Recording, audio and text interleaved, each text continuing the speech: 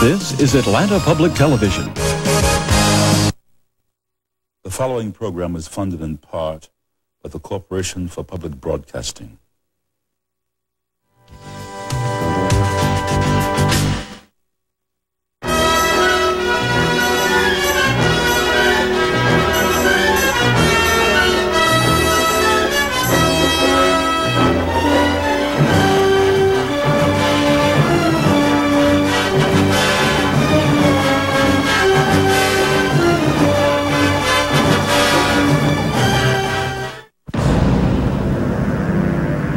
Brandon Lee is Jake Lowe.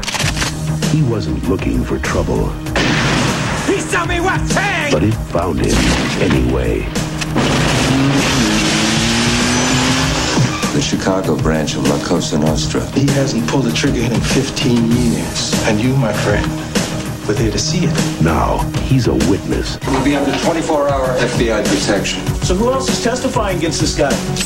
Who's about to become a target.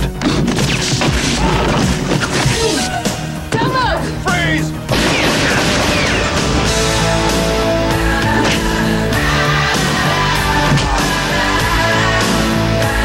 The only way to fight fire is with fire. Get him out of here.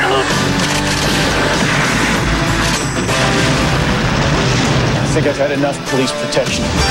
Rapid fire. At the face. It is a great pleasure to welcome to this cinema showcase the star of Rapid Fire, Brandon Lee. Brandon, thank you for taking this time out. It's very good to see you. It's a pleasure. First of all, I really must congratulate you on this film. It is a dynamic action movie. And for me, it's really about as good as this kind of, and I don't mean this in a denigrating way at all, as this kind of film can get, because it's, I don't think you would pretend that it's, you know, any more than a really well-made action film. That's what we set out to do. It is what it is. All right, how did the whole project come about? Actually, I had done a film in Hong Kong about 6 years ago, and it was a Cantonese language picture, so obviously it didn't really play over here. But on the strength of that film, my agent and I went around and managed to get this deal to do a film with 20th Century Fox, and then I found myself in the fortunate position of having this film developed for me. Must be nice, always. Yeah, it's a real luxury you probably don't get too often in your career, so that was nice. What direction were you able to point them in, if you were able to do that? Well, the writer and the director were both really good, so no, I can't pretend that I wrote any of the script or anything, but I did get the chance to have access to the writer while he was writing it, to see the pages while they were coming out, and so there were certainly times when, you know, it's like getting to know someone when you are working on a character. For me, you just kind of gradually start to learn more and more about him, and then there comes a point where you start to feel like you know what he would do and what he wouldn't do. This character is interesting in that he finds himself put in a position that he would really rather not be in, and always throughout the script I kept saying, well, why doesn't Jake just go home at this point? You know, why doesn't Jake just buy a bus ticket and go home at this point? And so, you know, I kept challenging the writer to come up with credible reasons that he would have to be kept there, because if he left to his own devices, I mean, this is not a guy who's want to jump up and say, okay, let me help you out, you know. Right. Well, it's like, I guess, the subsequent Jaws films, you know. If you don't want to have problems, don't go back in the water. You know, I mean, it's very simple to me, but yeah, right. They can't seem to grasp that fact. Right.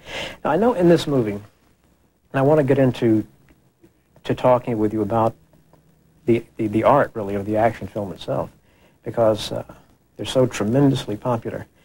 But in this particular film, I know you, I suppose choreograph would be the proper term, the fight sequences, and they are dynamite. They really are. How much work did this take? Well, I did the choreography along with the stunt coordinator, a guy named Jeff Imada, And I've known Jeff, well, just about my whole life. Well, I guess that's not true. Since I was about 13 or so. We used to work out at the same martial arts academy. So it was a real pleasure for me to get the chance to work with somebody I've known that long. Sure. What I did basically was, you know, you sit at home and it's pretty much up to your imagination. I would write the stuff out on paper.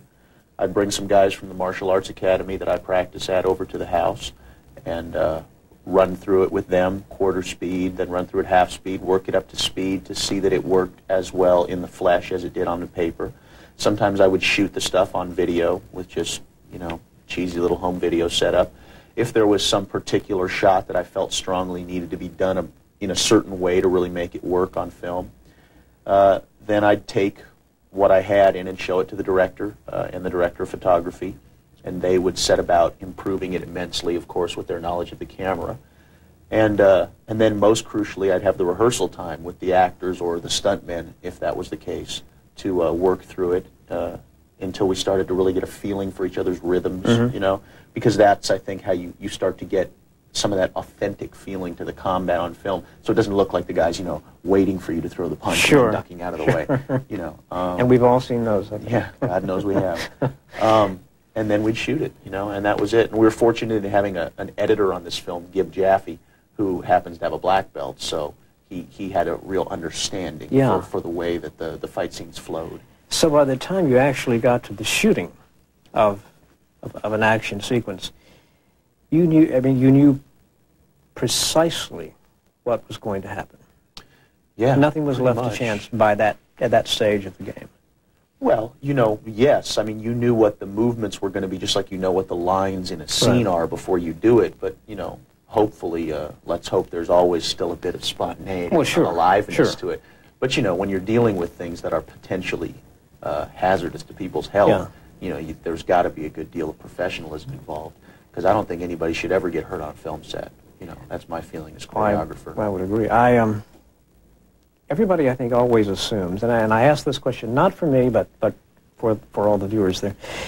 Did anybody get hurt? We were pretty fortunate. I broke my toe, my big toe. It sounds kind of mundane, but you know, it actually sidelined me pretty good. It must have hurt terribly. My foot swelled up like a grapefruit, and you know, about all I could do was hobble for a couple days. But aside from that, we were pretty fortunate. We had a couple bumps and bruises. You know, you make a mistake once in a while and somebody gets tagged. But we were pretty fortunate. That was the worst thing that happened. Nobody went to the hospital on this one. My stunt double cut his arm in one sequence on some tempered glass. But really, aside from that, it wasn't too bad.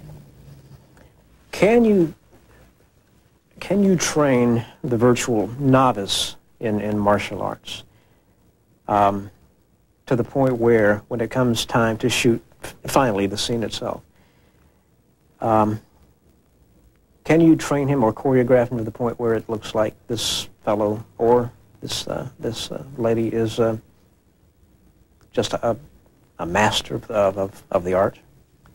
Can you choreograph it that way?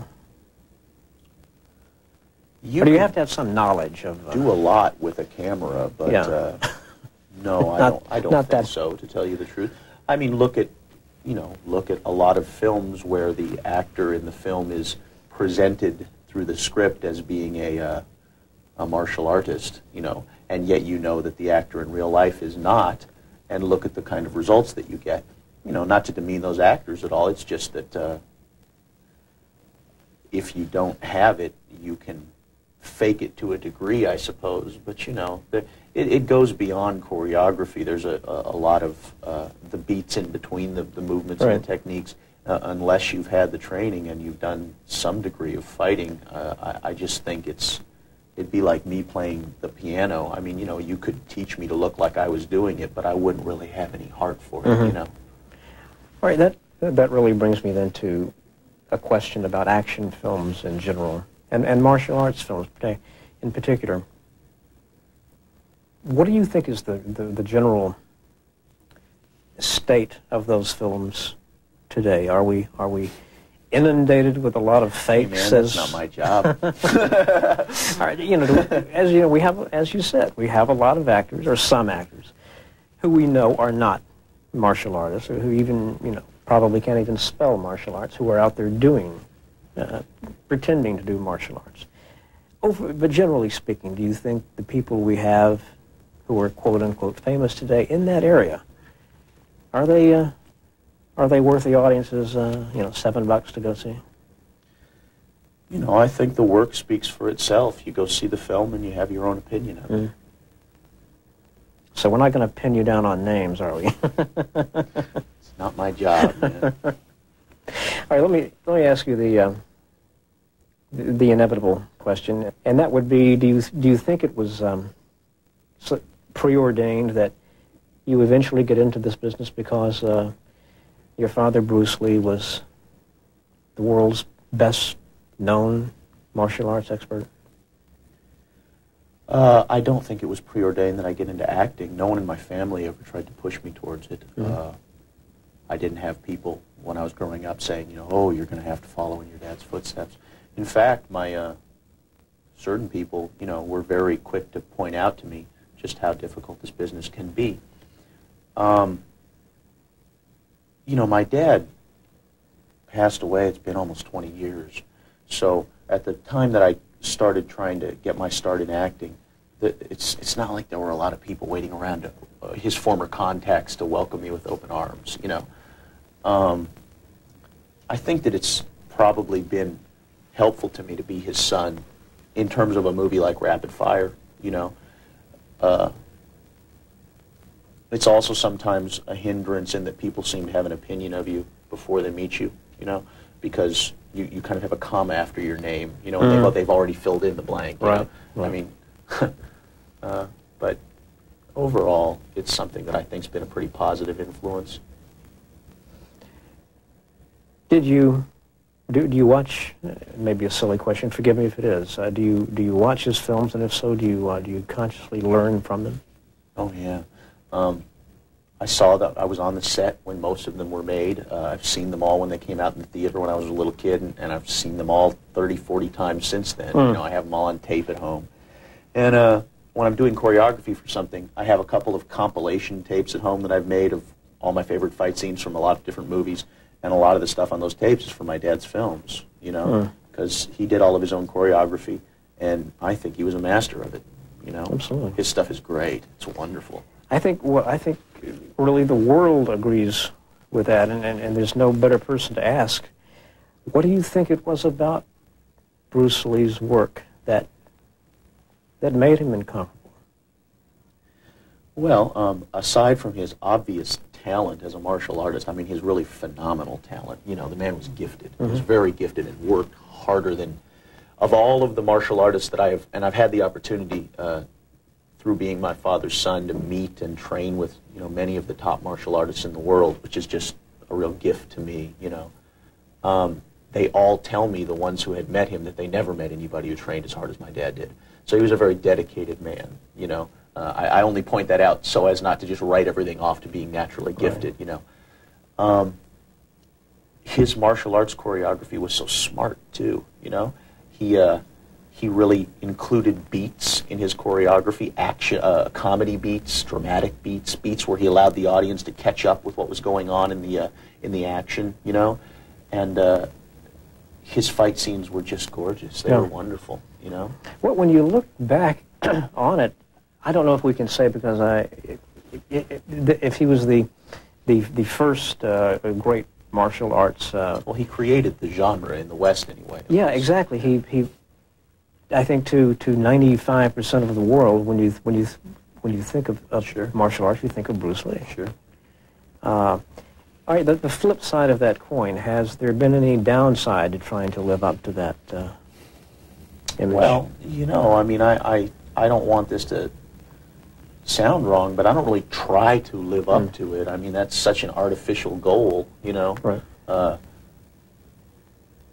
I just try to do my work. I think that's what my dad would have wanted me to do, He certainly, I don't think, would have wanted anyone walking around trying to forsake their own heart and imitate him. I mean, sure. That's not much of a tribute, is it?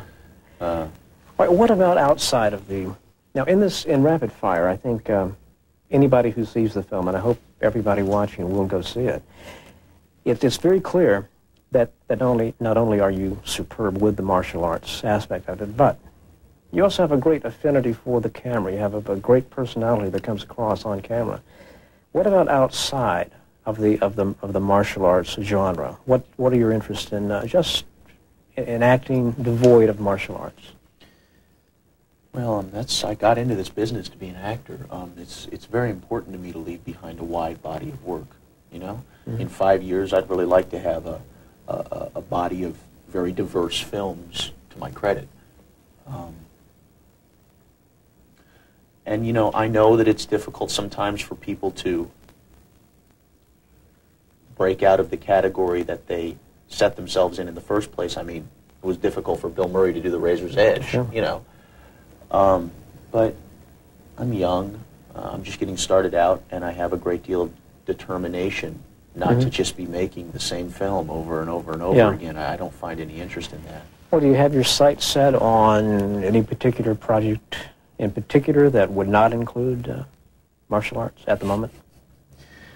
Sure, I've got my sights set on a ton of them. You know, it ain't up to, you're preaching to the choir, man. It's not up to me, it's up to them. But you definitely are looking, as they say, at those scripts. Sure am. Terrific. I want to thank you so much for taking this time out. It's been a joy talking to you. Thank you. And I urge everybody to go see Rapid Fire. And Brandon, thank you so much. Great. Thank you. Okay.